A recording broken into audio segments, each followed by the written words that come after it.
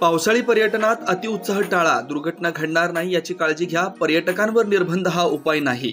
प्रशासनाने निर्बंध घालणं योग्य नाही। पर्यटकांना सुविधा पुरवण्यावर भर द्या।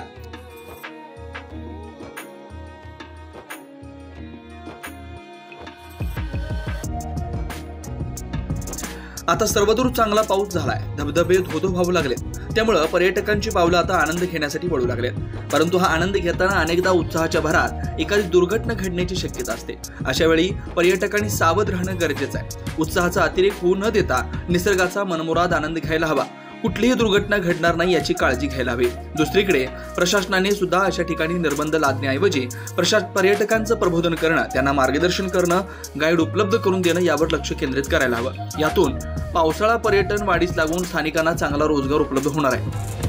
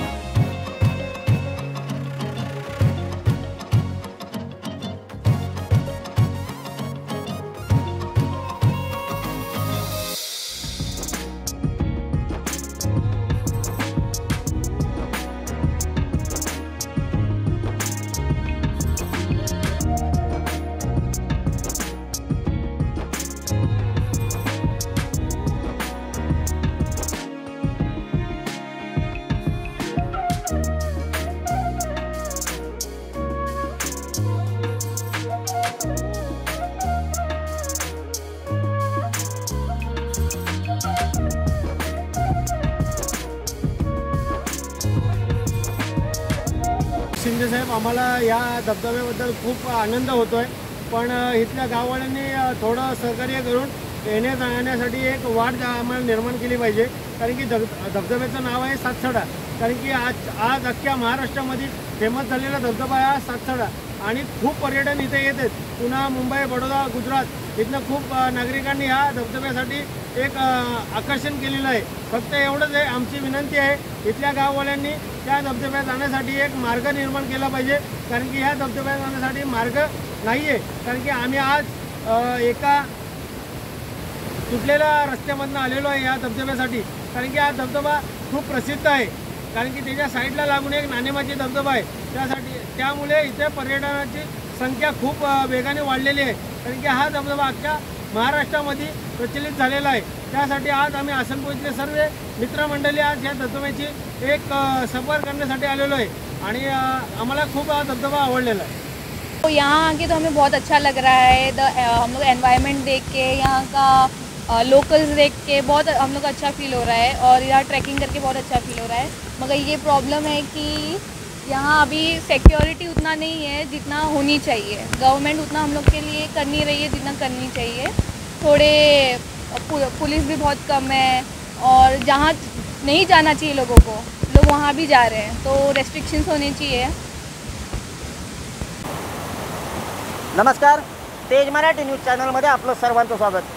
गेल्या दीड महिन्यापासून या ठिकाणी कोकणामध्ये सर्वदूर असा पाऊस बरसतोय आणि आज जर पाहायला गेला तर 2 दिवसांपासून कोकणामध्ये चांगल्या प्रमाणात पाऊस पडायला सुरुवात झाली।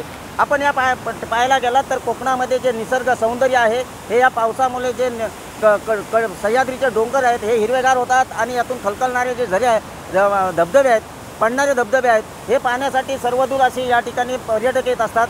आज मुंबई ठिकाणी मुंबई, पुणे, ठाणे या अशा ठिकाणाहून मोठ्या प्रमाणात पर्यटक हे कोकणाकडे वळलेले आहेत। कोकणाचं सौंदर्य हे ते 1-2 महिन्यामध्ये पाहण्यासारखं असतं। शेवटी 3 महिने या ठिकाणी कोकणाचं सौंदर्य अगदी फुलून उठलेलं असतं। त्यामुळे या ठिकाणी येणाऱ्या पर्यटकांची संख्या देखील मोठ्या प्रमाणात असते। मात्र 2-4 दिवसांपूर्वी लोणावळा या ठिकाणी मुर्शिड डॅमवरती झालेला अपघात पाहता या ठिकाणी शासनाने कुठंतरी पर्यटनाला जे पाबंदी घातले. मात्र जर आपण पाहायला गेलात तर कोकणामध्ये जे पर्यटक येत असतात हे कोकणातील पर्यटन पाहण्यासाठी पावसाळ्यातच जास्त प्रमाणात येत असतात. त्यामुळे अशा ठिकाणी पर्यटन करत असताना प्रत्येक पर्यटकाने देखील आपली काळजी घेतली पाहिजे. या ठिकाणी जे धोकादायक ठिकाणे आहेत अशा ठिकाणी न जाता आपल्या जे पर्यटन साधं आणि सोपं होईल, आपल्या मनाला आनंद होईल अशाच ठिकाणी आनंद घ्यावा आणि आपलं पर्यटन पूर्ण करावं अशी जरी मागणी होत असली तरी जरी आपण पाहायला गेला तर आपण आज या महाड तालुक्यातील महाड शहरापासून जवळपास 20 किलोमीटरच्या अंतरावरती असणाऱ्या सातसडा या धबधब्याच्या ठिकाणी आहोत. हा धबधबा आपल्याला आता जरी पाहायला मिळत नसला कारण या धबधब्याला खालीच पाणी असल्याकारणाने आम्हाला तुम्हाला हा धबधबा पूर्ण दाखवता येत नाही. मात्र जर पाहायला गेलात तर या धबधब्याला खलखलणारं पाणी आपण पाहतोय आणि याच्यावरती जे 7 स्टेपने पाणी पडत असतं आणि त्या 7 स्टेपने पाणी पडल्यानंतर तो धबधबा तयार होतो आणि त्याचं जे नयनरम्य रूप आहे ते पाहण्यासाठी मनमोहक असं हे रूप पाहण्यासाठी अनेक पर्यटक या ठिकाणी येत असतात.